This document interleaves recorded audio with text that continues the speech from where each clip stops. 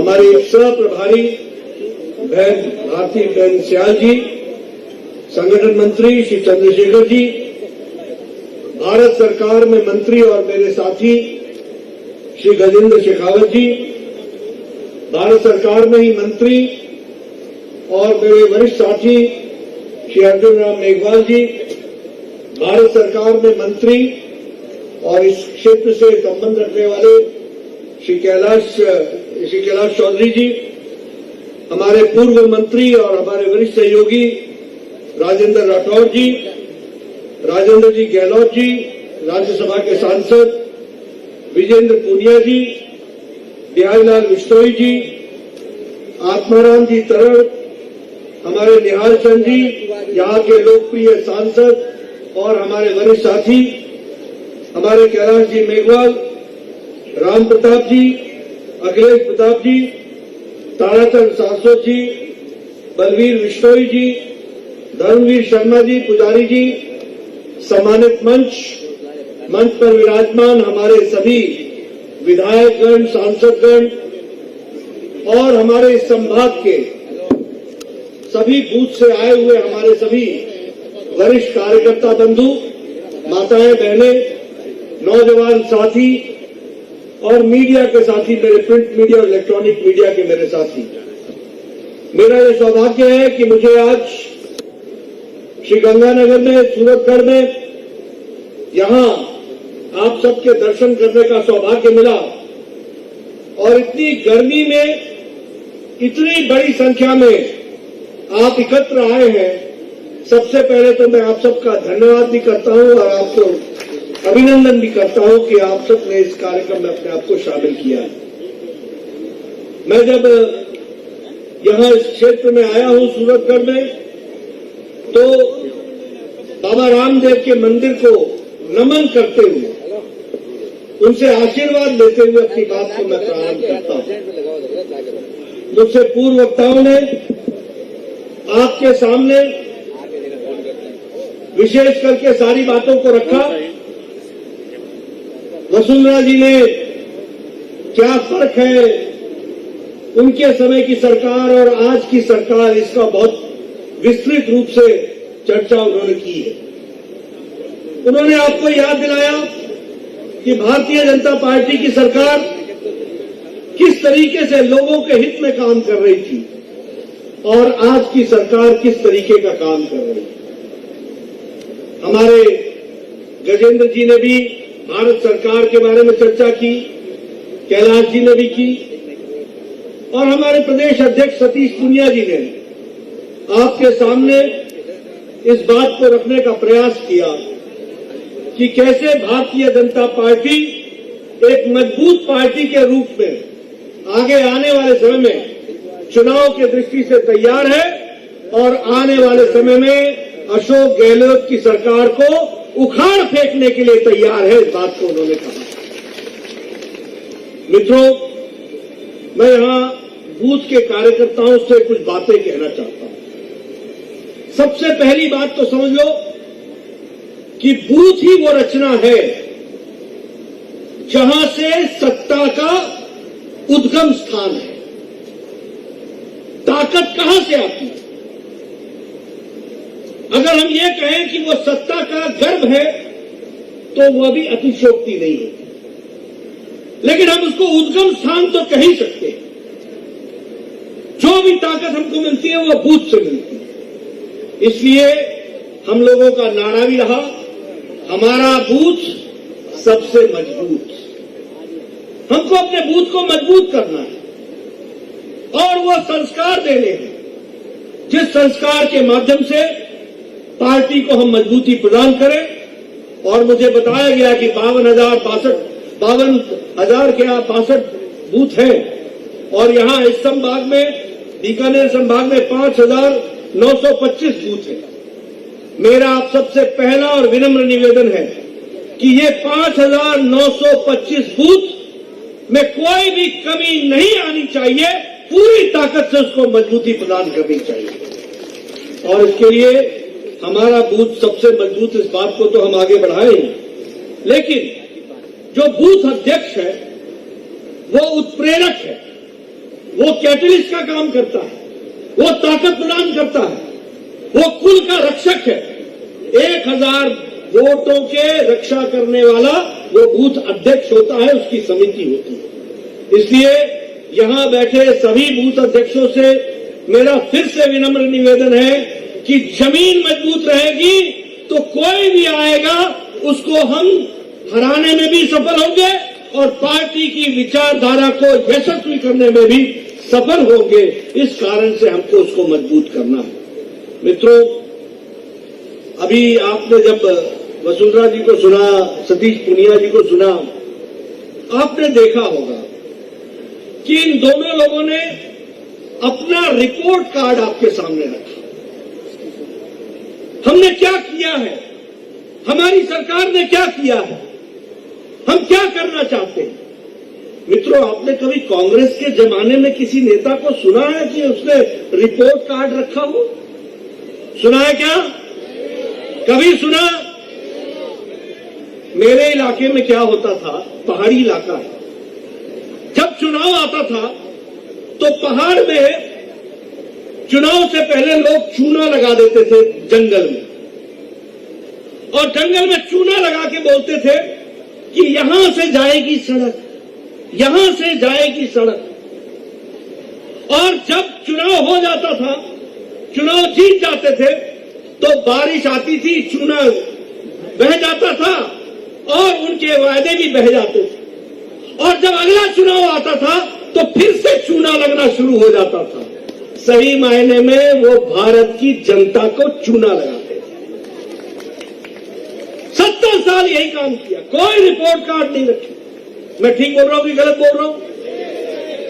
जब चुनाव आता था तो बोलते थे पानी आएगा, पानी आएगा। और विश्वास दिलाने के लिए ये जो इरिगेशन डिपार्टमेंट है या आईपीएस डिपार्टमेंट है या वाटर ड्रिंकिंग डिपार्टमेंट है, ये रातों रात ट्रक से पाइपें जमीन पर फेंकवा देते थे।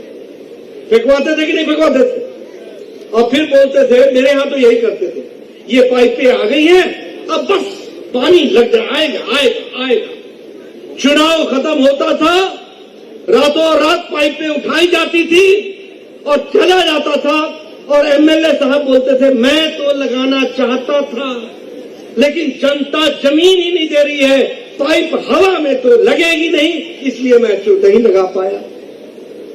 ये हमारे लोग हैं जो छाती ठोक करके हर चुनाव में अपने आप को जवाबदेह के रूप में आते हैं और जवाब देते हैं और जनता को अपना रिपोर्ट कार्ड रखते हैं। यह मोदी जी ने भारत की राजनीति की संस्कृति बदल दी है, कल्चर बदल दिया है। अब हमारे विरोधियों को भी आना पड़ता है तो विकास की बातें करनी पड़ती है। पहले क्या करते थे?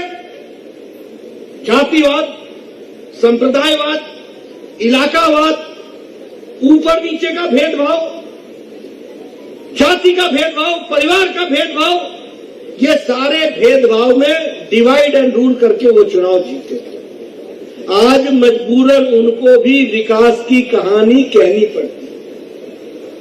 अभी आपने देखा होगा, अखिलेश वैसे बोलते हैं, चुनाव में बोलते रहे कि मुझे उनका आशीर्वाद है, मुझे उनका आशीर्वाद है, एक पर्टिकुलर संप्रदाय का आशीर्वाद है, एक जाति का आशीर्वाद है। लेकिन मजबूरन उनको भी विकास की बात उत्तर प्रदेश में कहनी पड़ी।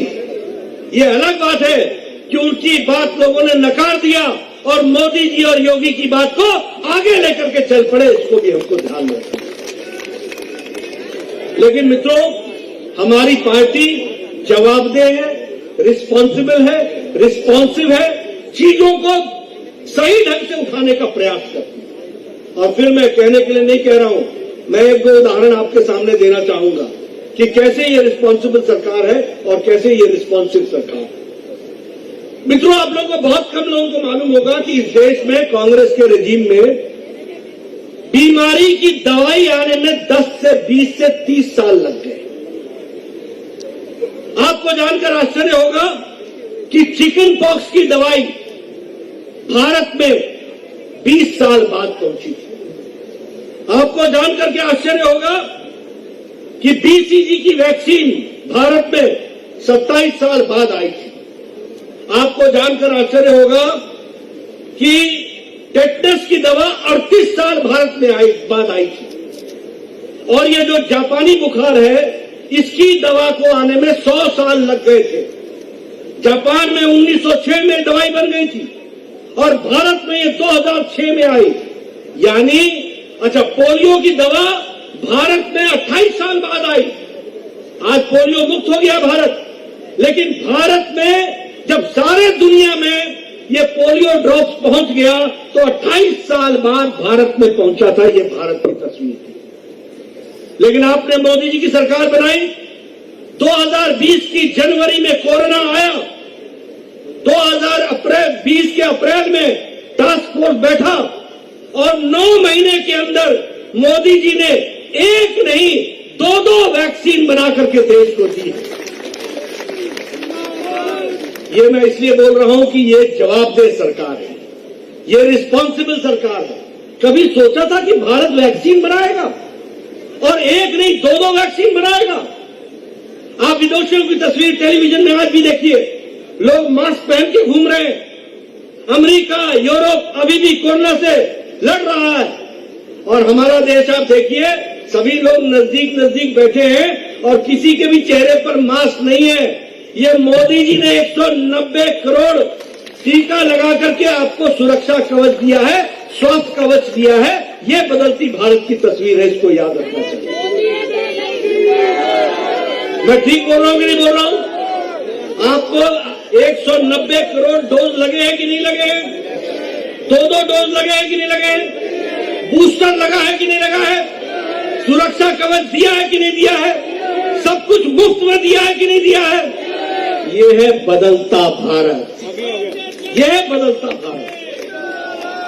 और आपको जानकर आश्चर्य होगा, भारत मांगने वाला देश था, दे दो दे दो, अल्लाह के नाम पर दे दो, जो भी हो दे दो, बाकी था। जब कोई हमारा प्रधानमंत्री बाहर जाता था तो यहां पत्रकार बोलते थे, किस देश से क्या लाइएगा, कौन सा एड लेंगे आप, कौन सी चीज देंगे? आज मोदी जी जाते हैं तो दुनिया को देने जाते हैं, लेने नहीं जाते। ये बात हमको समझनी।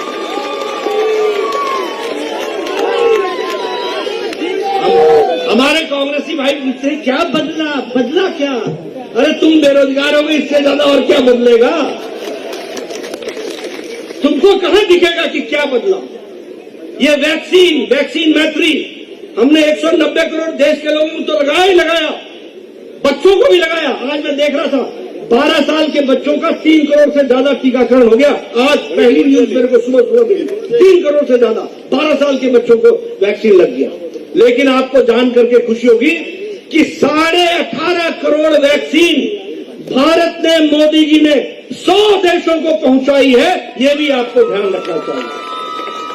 और 48 देशों को 1.5 करोड़ वैक्सीन मुफ्त में दी है, भारत देने वाला बना है। ये भी आप समझें।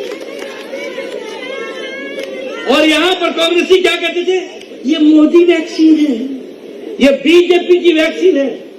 चुपके अपने लगवा लिया। कभी किसी कांग्रेसी का ट्विटर पर देखा कि वैक्सीन लगाते हो? कोई सोशल मीडिया में देखा? कहीं देखा? चुपके सबने लगा लिया और जनता को गुमराह करते रहे। मेरे को एक नेता मिला, मैंने कहा कैसी लगी मोदी टीका? लग गया ठीक से कि नहीं लग गया? मित्रों, ये राजनीति का स्तर है और ये राजनीतिक दृष्टि से काम चल रहा है। अभी बताइए, यूक्रेन में कोई देश अपने बच्चों को वापस लाया है? कोई देश? अमेरिका लाया क्या? यूरोप लाया क्या? ऑस्ट्रेलिया लाया क्या? कनाडा लाया क्या? अफ्रीका के देश लेके आए क्या? कोई नहीं लेके आया। ये मोदी जी हैं जिन्होंने 1 महीने में 23,000 बच्चों को वापस लेकर के आए और 5,000 बच्चे हमारे राजस्थान के हैं। 5,000 बच्चे राजस्थान से बच्चे वापस आए। किया कि नहीं किया? ये है प्रो। और कितने? 114 फ्लाइटें भेजी, 114 फ्लाइट्स। 14 फ्लाइट भारतीय एयरफोर्स की भेजी और बाकी भारतीय विमान भेजे। 114 फ्लाइटों में 23,000 बच्चों को 1 महीने के अंदर पहुंचाया। और भारतीय जनता पार्टी का एक कार्यकर्ता इन 23,000 बच्चों के घरों में 3 बार गया उनके माँ बाप को ढांढस भराने के लिए कि मोदी है तो मुमकिन है तुम्हारा बच्चा वापस आएगा। इस बात को आप बताइए, मोदी जी ने पुतिन से बात की कि नहीं की? मोदी जी ने ज़ेलेंस्की से बात की कि नहीं की? युद्ध रुकवाया कि नहीं रुकवाया? अपने लोगों को निकाला कि नहीं निकाला? और तो और दूसरे देश के बच्चे भी भारत का तिरंगा लेकर के निकल लिए। हमारे बेगवा जी बोल रहे हैं, बोलिए ना पाकिस्तान के पाकिस्तान दूसरे देश के बच्चे भी भारत का झंडा। यह है बदलता भारत, यह है बदला हुआ भारत, यह है भारत की तस्वीर। आप बताइए, अभी 3 दिन के लिए यूरोप गए थे मोदी जी, सारे दुनिया में तहलका मचा कि नहीं मचा? मचा कि नहीं मचा? बर्लिन में सब लोग खड़े थे कि नहीं थे? कोपेनहेगन में खड़े थे कि नहीं थे? फ्रांस में थे कि नहीं थे?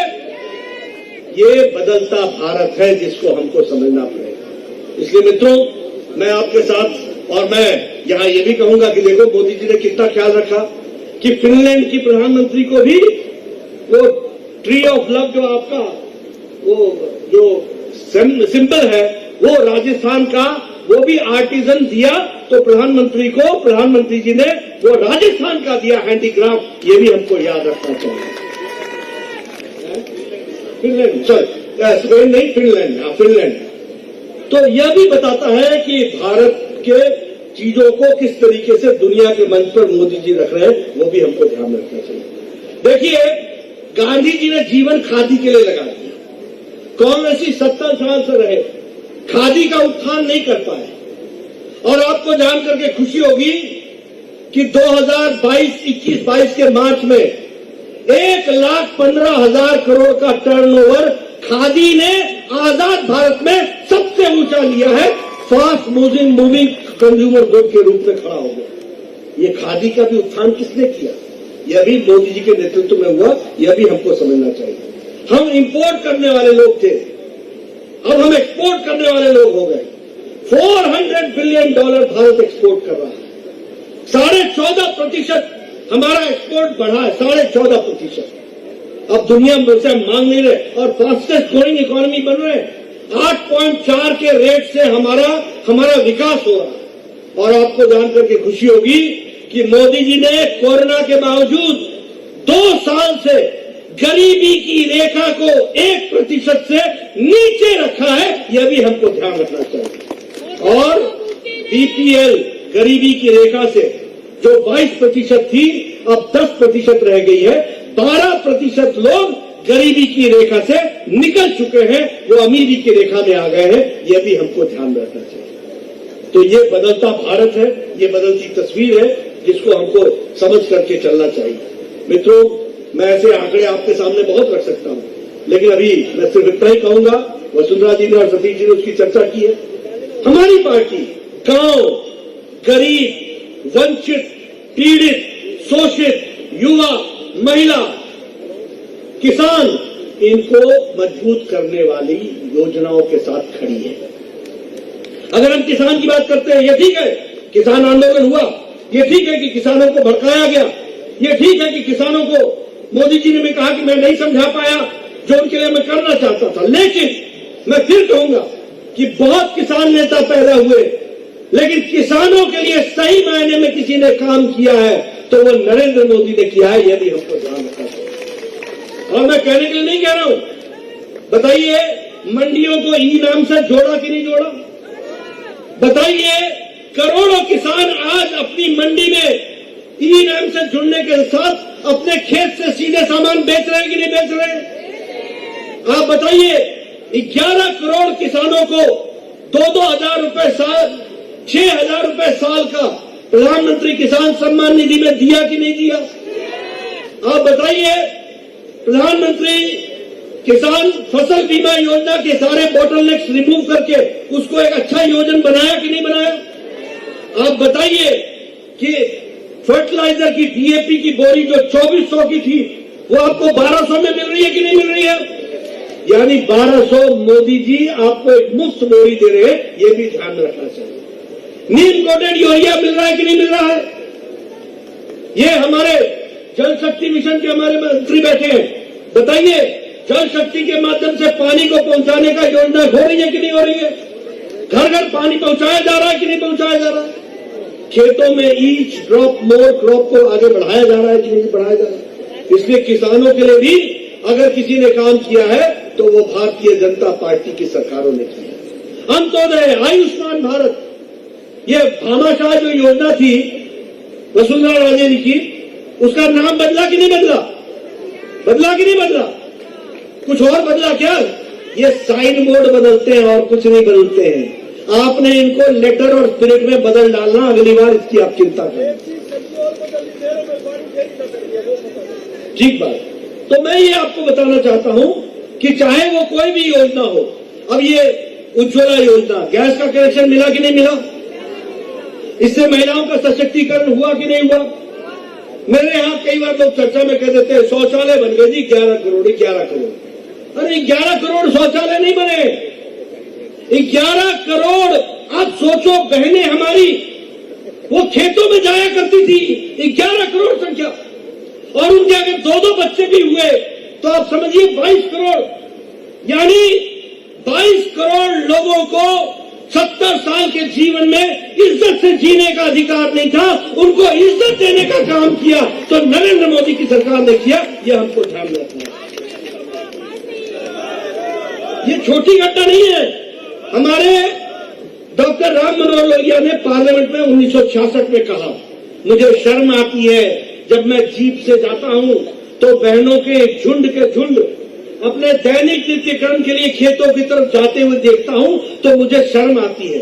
उन्होंने 1966 में कहा था और 2014 में मोदी जी ने ये सपना पूरा किया। आज कोई भी घर, कोई भी खेतों में नहीं जाता है दैनिक क्रिया के लिए, उसको शौचालय है और इसीलिए शौचालय का नाम इज्जत घर दिया गया। ये भी हमको ध्यान रखना है।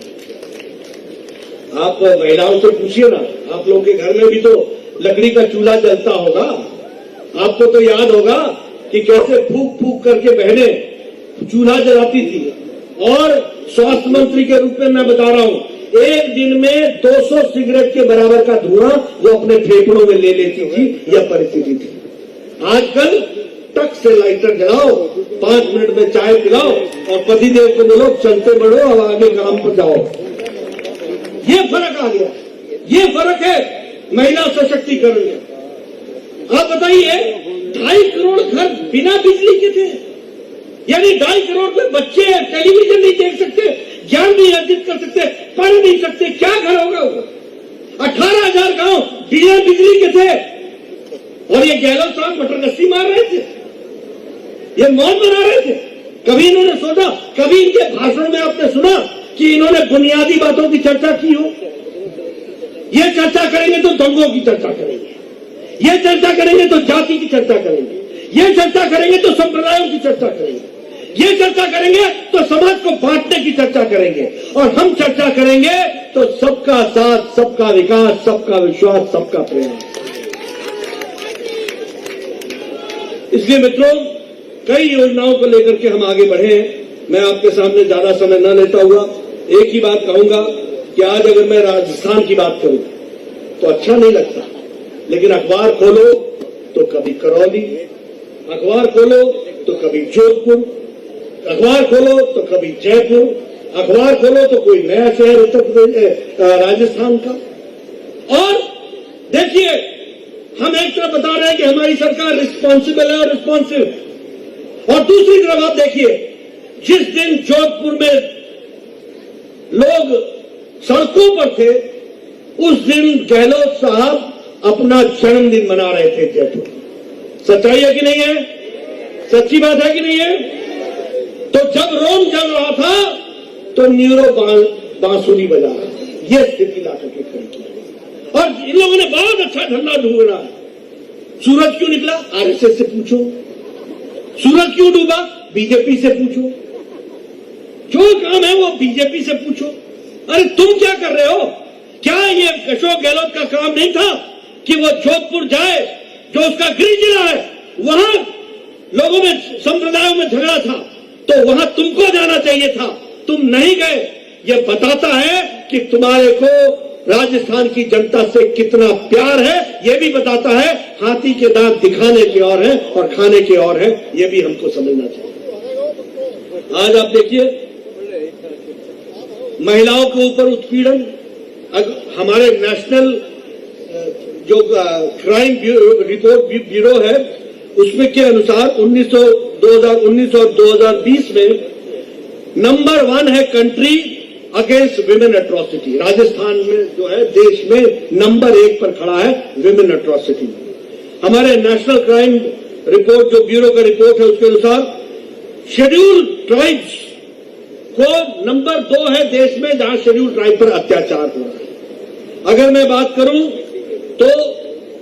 तो तीसरे नंबर पर राजस्थान है दलितों के ऊपर अत्याचार में, तीसरे नंबर पर खड़ा। मैं नहीं बोल रहा हूं, ये नेशनल क्राइम रिकॉर्ड बोल रहा है, जो उसका ब्यूरो है वो बोल रहा है। पहला नंबर है महिला उत्पीड़न, दूसरा नंबर है देश में वो एसटी उत्पीड़न, और तीसरा नंबर है देश में वो है दलितों का उत्पीड़न। यह स्थिति है। 22% जो सारे दुनिया में देश में रेप केसेस रिकॉर्ड होते हैं, उसमें से 22% राजस्थान में है। 18 रेप प्रतिदिन होते हैं। ये रिकॉर्ड में, मैं अपना रिकॉर्ड लेके नहीं आया हूं, मैं आपको ये राजस्थान का रिकॉर्ड, इनके रिकॉर्ड से बता रहा हूं। 7 लोग प्रतिदिन मारे जाते हैं और एट्रोसिटीज दलित पर और ट्राइबल पर सबसे ज्यादा है। ये राजस्थान की तस्वीर है। क्या ऐसी तस्वीर राजस्थान की रहनी है? क्या रखनी है? क्या राजस्थान संस्कारों के लिए जाना जाता है कि नहीं जाना जाता है? राजस्थान शांति के लिए जाना जाता है कि नहीं जाना जाता है? राजस्थान विकास के लिए जाना जाता है कि नहीं जाना जाता है? राजस्थान संस्कृति के लिए जाना जाता है कि नहीं जाना जाता है? तो राजस्थान के लोग विकास से जुड़े हैं, राजस्थान के लोग शांति से जुड़े हैं, राजस्थान के लोग संस्कृति से जुड़े हैं, लेकिन राजस्थान का नेता वो भ्रष्टाचार से जुड़ा है, अनाचार से जुड़ा है और दलितों पर, महिलाओं पर उत्पीड़न से जुड़ा हुआ उसकी सरकार है। बोलो, ऐसी सरकार को रहने दोगे क्या? रहने दोगे क्या? मैं पीछे से सुनना चाहता हूं।